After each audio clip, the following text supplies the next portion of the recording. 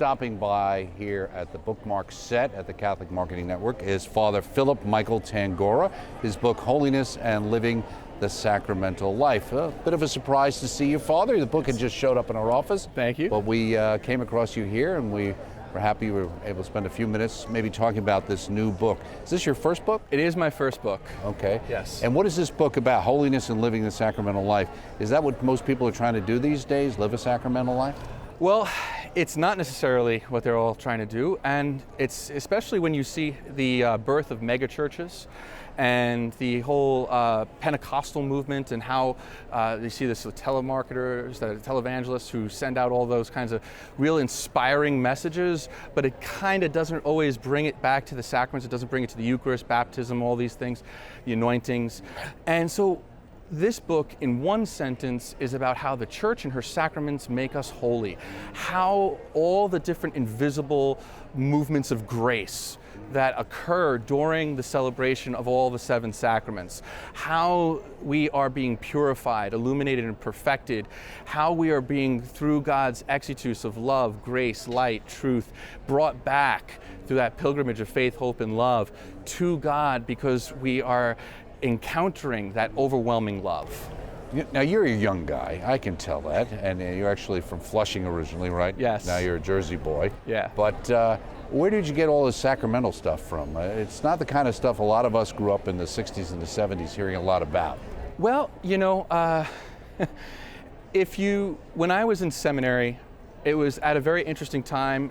John Paul II was still Pope when I entered seminary, and the day that I entered seminary was just after he wrote his encyclical Ecclesia de Eucharistia, and he was talking about a renewal of the Mass and of the Eucharist and our devotion to the Eucharist.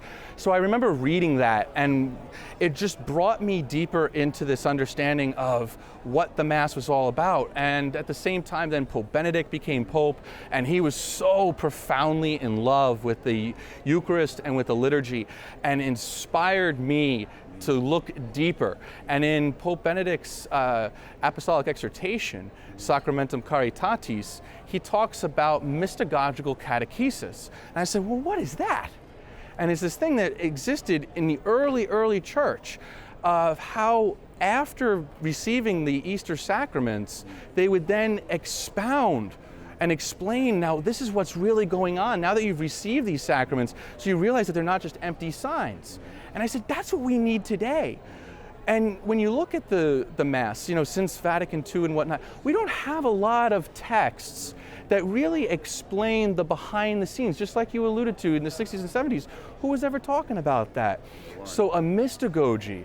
And you know, after Summorum Pontificum and the resurgence of the traditional liturgy as well, we need to look at both of them without polemics, right. Not, you know, oh, this is better than that or anything like that, and actually just say, hey, look at what is really going on in both of these, in these liturgies, and let's really love and appreciate them. So you get words like mystagogy and people go, oh boy. Oh boy. But my understanding and looking through this book is you try to avoid that kind of jargoning, right? Exactly. It's down to earth. I mean, it will raise you up intellectually. It is meant to be, this book is the illuminative way. So it's meant to illuminate your mind. It's meant to raise you to the higher understandings of the great mysteries of our faith. If I read this book, can I skip all those tough steps and go right to the illuminative way? That would be beautiful, right? What page is that on in here? Every page. Everything works towards that. Yeah, exactly. So you're a young guy. What are you writing a book for? Shouldn't you be on social media and doing webcasts and stuff? Or maybe you do that already. And you know, Why'd you decide to write? I did do that. I actually had a video series called Faith on Fire with Sister Brittany Harrison, a Salesian sister, a friend of mine, from Mary Help of Christians Academy in North Haledon, New Jersey. And it was a great thing, but I was being approached by Father David McConey because I had been publishing some articles on Homiletic and Pastoral Review, and he really loved... He's what, the editor of He's that? the editor, okay. And he really loved this article that I wrote on marriage. And it was a conversation with millennials, and he said, you know what, you really get it. Why don't you try to put this into a book? And I said, well, I already have this one manuscript going on. And he just was like, this is great, this is what we need. So that's now how you it talk happens. about that in reaching and talking to millennials and young people Yeah. out there who have a different perspective on the church, certainly in the world we live in, even my generation, the baby boomers on, the idea that authority is authority because it's authority doesn't really work anymore. And obviously you're a young guy, you're out there talking about the sacraments and being holy, and people are reading the headlines and going to the Drudge Report and saying, oh my, look at these things that are happening inside the church. How do you deal with young people who are looking for honesty and authenticity? Well, first of all, you yourself have to be honest and authentic because you cannot offer what you don't have. So if you're not a real person, a relatable person, then they're not going to be able to relate to the content of this book. But this book is authentic, all right? Because I do my best to draw from my actual lived experience of celebrating these sacraments, but also from being in the pews and in participating in these sacraments in that fashion as well. And I think that if you read this book, you're going to see this is an authentic call to holiness. It's not something that is unattainable. Right. You know, Pope Benedict and Pope John Paul II emphasized so much that holiness is not this extraordinary thing, oh, well, I can make a river part. You know, it's the fact that you're doing the good, what you're supposed to be doing, and just living it. And yeah, you're a sinner, so at times you're going to fall. But then what do? You pick yourself up, dust yourself off, and start all over again, right? That's what Nat King Cole said, I believe. And then you have this whole mentality of being able to just receive that sacrament of penance, have the blood of Christ wash you, cleanse you, purify you, and then receive the Eucharist and be totally united with Christ and go forward. So when that's very real. So when you were a young man and you were going to Mass and to church, are these the things you heard, or these are the things you said, when I become a priest, this is where I want to focus? I was very blessed with a great priest, Father Gerald F. Mullally, may he rest in peace, and who we later co-founded a missionary organization in Haiti. But when he celebrated Mass, you just knew you were in the presence of something holy. Mm-hmm. How he celebrated it, the way it was celebrated, but his authentic connection to the Eucharist just connected you. Right. You know, and you know that. We've all had that experience where we've known a priest who, when they celebrate Mass, you know it's not about them, it's about Jesus. It's Christ-centered. This book is very Christ-centered. It is bringing you into that. It is all about the cross and the resurrection, the Paschal mystery, and how the sacraments imbue us, how they give us the fruits of the Paschal mystery, the forgiveness of sins, right, and share in that eternal life. And you talk about each person's role in the church and the sacred liturgy leads them to a deeper participation in salvation offered by Jesus Christ. You also say that this book is designed not just for Catholics. That's right. So many people will ask, you know, well, why do the Catholics believe in the Eucharist? Why is the Mass so important? Why do I have to go to confession? Why can't you just go to God and say, well, God, I said something bad about this person or whatever, and receive that forgiveness directly from God? Well, this book explains. It goes through the reality of the priesthood. It goes through the mediatory reality. And it also says something very interesting. You know, was a Protestant baptized by another person, or did they baptize themselves? Everything's through mediation, isn't it? Right. They were baptized by their Protestant minister. Right. You know, everything's mediated through the church. Right. And it expresses the role of the church in this mediation. Right. And how that's not a bad thing. And guess what? You might not recognize it, but you're doing the same thing too. Well, I have to say you're right about one thing. It's for Catholics and non-Catholics, because what you talked about, a lot of Catholics don't understand today. Yeah. And that's why one of the reasons you wrote a book on the sacraments, which you see are being incredibly important, especially today, right? Yeah. Because do you think, as we said before, there was a period of time where action became the focus? I think so. I think the pendulum went from being a bump on the log to a reality of just doing.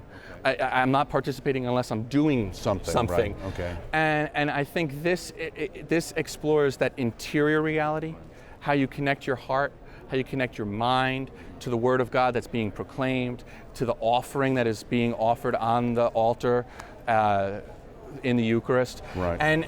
And even going back, I think that's very important also for a Protestant. Because, you know, I do a lot of ministry with charismatic, Pentecostal, non-denominational Christians, and they're all about the precious blood for the forgiveness of sins. Well, we have a sacrament that gives you that. Right. They're all about anointing with blessed oils. We have sacraments that do that. You know, and so when they hear about this, right, that like, oh wow. It connects them to the Catholic Church, and they start to realize, hey, you know what, this Catholic thing is really very Holy Spirit guided. Right, there's something there maybe yeah, I haven't exactly. learned or need to pay attention to. Just before we go, how long did it take you to actually write the book? Once somebody said, hey, that sounds like a good idea. Well, I had a manuscript that I had dabbled with on and off for about 4 years, and then, but I would go 6 months without even looking at it. And then once Father McConey from Homiletic and Pastoral Review contacted me, I kind of got cracking on finishing it, and I was pretty much done in about 3 months. And when do you write? All different times. Yeah. Sometimes I don't sleep. Sometimes God's like, He gives me this inspiration, and it's just go. Right. And this is part of a series then too, Yes, right? it is. Yes. There are some wonderful authors, including Father Mitch Pakva from EWTN, right, like I said, Father David McConey, Holly Ordway, James Shaw, the great Jesuit author. So it's a great honor for me for a first book to be a part of this series. So it's Emmaus Road. Emmaus Publisher, the Living Faith series. Let me just ask you, another book are you thinking about right now, or? There are some ideas, yes. Okay. Yes. All right, well, make sure you stop by and we'll have a better chance to go through it and talk more intently about it. Will do. Thank All you. right, Doug. thank you so much God for bless. stopping by. Father Philip Michael Tangorra, the book Holiness and Living the Sacramental Life, published by Emmaus Road as part of our Living Faith series, available through our EWTN religious catalog.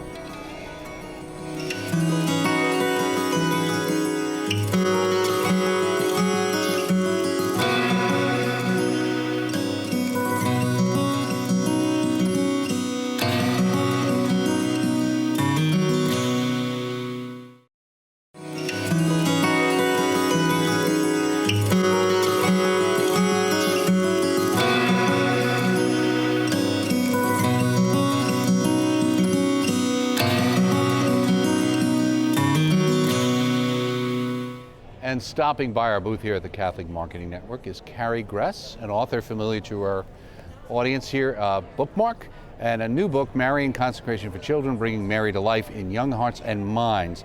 Now, you also wrote another book which we featured, was also having to do with Mary, right? Right, the Marian Option, exactly. And what was that book about? Well, that book was really a look at the civilization in which we live right now, and just to say, you know, all these things that we're concerned about, Mary really is an answer to these things. She's been the antidote for so many things, these things throughout history, whether it's secularism, Islam, you know, all of these kinds of details she's attended to. And so she's really, I think, the person to go to in this age when we are so kind of disconcerted. So the Marian Option kind of goes through history, but also looks at why she's not just any other saint to be interceding for us at this point. Right, now you're a mom, so I'm assuming that had some impact on why you decided to do something for children, right? Right. No, absolutely. I wanted to help my daughters consecrate themselves. They were, I think, like 6 and 4, and I thought there's got to be something out there, and I just couldn't find the right thing. And I talked to a priest. Did you always have that insight growing up? Was that part of your life growing up? You know, Is that something you came to? You know, I did the Marian Consecration about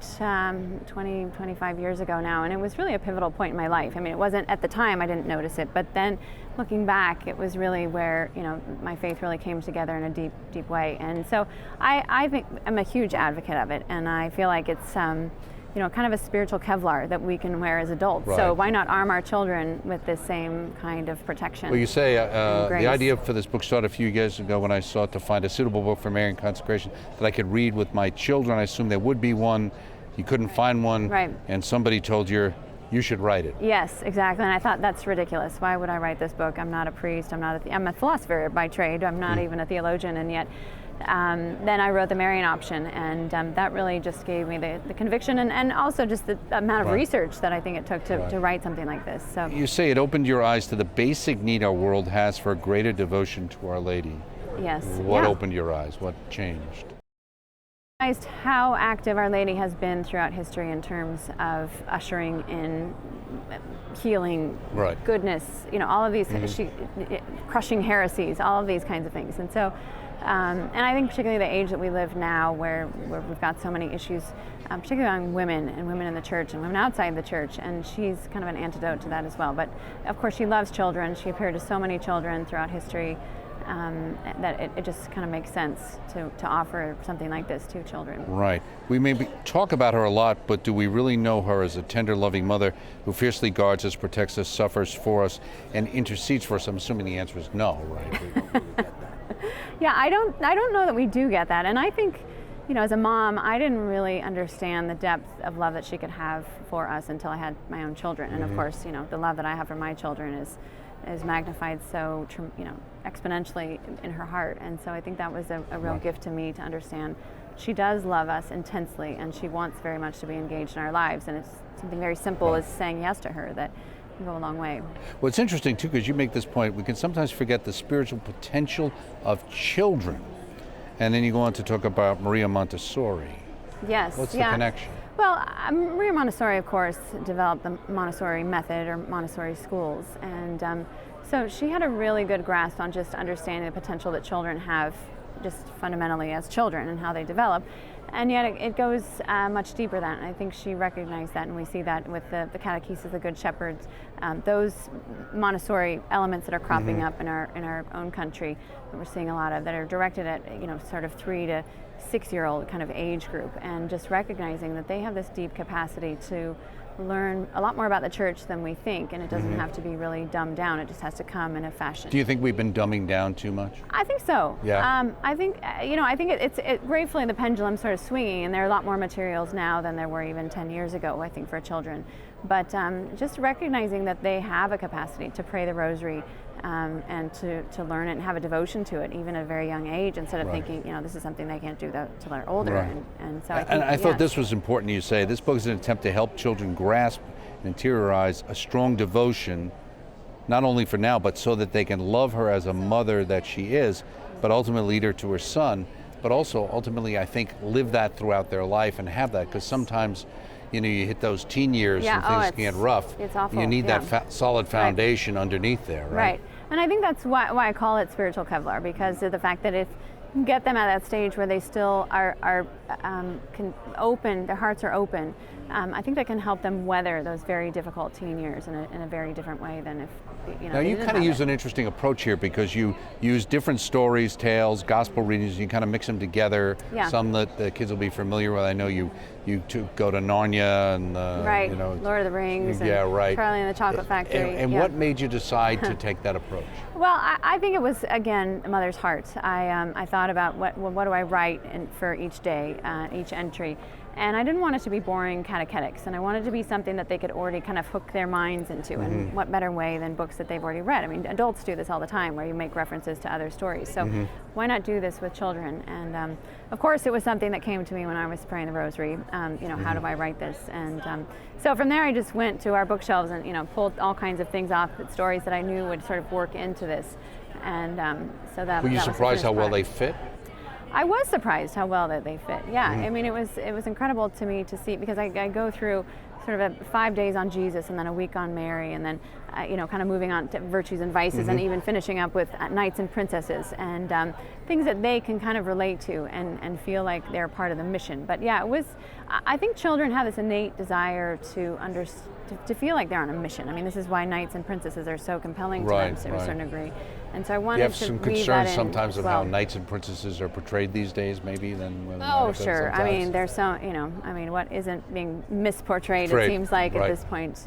But I wanted to affirm that in them, that this isn't a disordered thing that you like knights and princesses, but in fact it really is speaking to this mission that God has for each of us to do things in the gifts that He's already given us. Okay, and the format of the book you've included, it's 33 days, is that what it is? 33 days of preparation, and then you've also got optional questions to force discussion, and you said this can be used as a wonderful family project. Have people started to use it that way? They have, and it's not just with children. I actually had a woman the other day contact me and say she's was a child of the 70s, and she did it with her teenage kids, and she loved it. She got so much out of it. And but I think, yeah, it's the kind of thing, it's like based on St. Louis de Montfort's style, in the sense that there's a preparation and a series of prayers and whatnot. But it seemed like a real missed opportunity to not pull in discussion questions that if you did do it as a family, you could talk about. And I think my family did it this last spring, and I think we'll do it every year. And as they grow, they'll be able to go deeper. So which Marian feast did you start on then? I think we finished in May, and I'm trying to remember. It's not the one that I did the consecration on, so I don't remember well. But it's a new feast for my own kids. But right. Yeah, we finished. Now in you May. do mention, like I said, the Lion, the Witch, and the Wardrobe, and you even talk about the Lion of Judah and the idea of the foreshadowing that's in there. And one of the things that struck me is that in looking at all the different categories you have. Chronicles of Narnia, but you talk about Mary, our mother. Mary suffers with us and wants to heal us. And I thought it was an interesting question you had for children or for adults as well, but I was thinking for children, do you think Mary suffers when she watches us, her spiritual children, suffer? Someone might say, well, why are you laying that guilt on these children?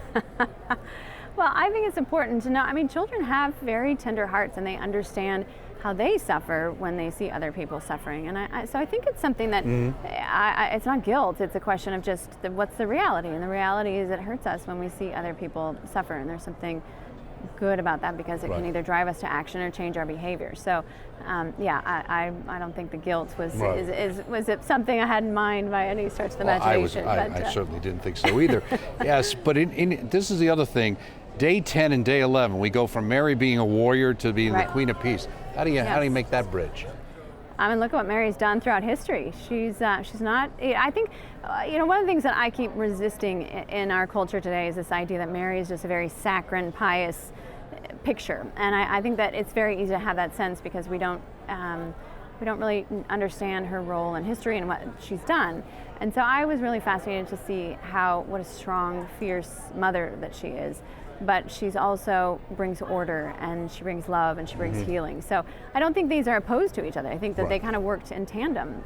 But do you think, as you indicated, that a lot of in society likes to put it that way, as if they're counter to one another, as opposed to complementary? Without a doubt. Yeah, I think without a doubt, without seeing that she really, and some of it has to do with, we're obviously highly emotional culture, and we're very sensitive culture in many respects. And do you think it's overly sensitive? I think, we could talk a whole show about this topic, but I think that I definitely think it's over emotional. I have a PhD in philosophy, and it's very infrequently that I actually can debate someone with logic, because those categories just don't seem to exist generally, especially when you're talking about trying to convert somebody or whatnot. But I think that it can also play itself out in good ways too. But I think that the balance, and Mary kind of offers that. I mean, that's one of the reasons why we get to know who Mary is, because she can help us be balanced. Instead of overly emotional, we can sort of temper it back more towards what's just, what brings order. Do you think, or have you seen with your own children, other children maybe, the idea that in getting a greater relationship with Our Lady, to some degree they have a greater relationship or understanding of their own mother? I think that's a good question. I haven't ever really thought about that. I don't know how. I can say definitively that my daughter's relationship and all of my children's relationship with Mary is much stronger than I ever even imagined that it could be at the ages that they're at. So I think that's what's really struck me. But I think that there's probably, maybe it works in a bad way. They have sort of different expectations for me, because I'm always being compared to well, Mary. You're not as good as a blessed mother there, Mom. I'm not nearly as good as she is, but... Mom, would Our Lady say that? Exactly. What would Our Lady say, Mom? Is that what she would she have get said me into trouble. But no, I think that it has been really beautiful to see the fruit in their lives in terms of understanding and appreciating who she is and her being a real person. Right. Now you have some of the young saints you mentioned in here as well. Is there any particular the ones you've got here that you think are the more relatable to the younger children today? Well, I have to say I love Jacinta. I think she's one of the seers of Fatima, and I that picture of her where they're standing there with their hand on her hip. I mean, that's kind of indignity. That's my daughter. Yeah, my daughter too. Exactly. So I think that's why I can appreciate it so much. But I think that's the other reason I love her too, is because you can see how it was this encounter with Mary that brought her this incredible mature faith. I mean, she was a very young girl when she died, and she suffered dramatically. But it was that encounter with Mary that brought her to that maturity of faith. And so I think that's what I love so much about her, is just to see how that relationship transformed her and took that raw, sass that she had and really transformed and channeled that. It really right, into exactly, something, and brought it to fruitfulness not to instead take away, of, but focus it on what's exactly. important. Right, that liveliness of her. Vices and virtues. Of the ones you've got here, disobedience and obedience, is that the gluttony, temper? So which of these ones do you think probably are the most appropriate? Disobedience and obedience when you're dealing with children? Yeah, I think so. I mean, I always come back to this idea as a mom. The first sins of Adam and Eve weren't gluttony. I mean, they only ate a little bit of the apple or whatever, the fruit. Right. It was disobedience. And so I think that that's something that is important to instill in children. And it's incredibly difficult too, because it's not something that's promoted in the culture. But I think as Christians, it's an important piece, because if you get disciplined down, kind of everything else is easier. I mean, it's much more easy to be temperate if you're disciplined. It's all of those other kind of fall behind it. So I'd have to go with that one. Right, and in a world that no longer believes in original sin, yes, exactly. If they did, they'd understand why disobedience is a major problem. Yeah, absolutely. Okay. Do you have another book in the works? I do, actually. I'm writing a book on this idea of the anti-Mary that I developed in the Marian Option, that our culture is really plagued by a spirit that's opposed to Our Lady. And I think, just looking at this chasm between what sort of the modern woman portrayed in magazines and the like is compared to who Our Lady is, and how do we sort of bridge that chasm. Mary versus the Cosmo girl. Yeah, that's exactly it. So, and really even looking into, there's layers of occult that I've discovered, and there's all kinds of layers among feminists themselves that have been very anti-Marian. Right, So there's a lot of things out there that will come to focus over the years. Marian Consecration for children. Yes. This is something nice for a family, bringing Mary to life in young hearts and minds. That's a wonderful idea. Carrie Gress, thank you so much for your fine work. It's my pleasure. Thanks for stopping by here at our CMN booth in Lancaster, Pennsylvania.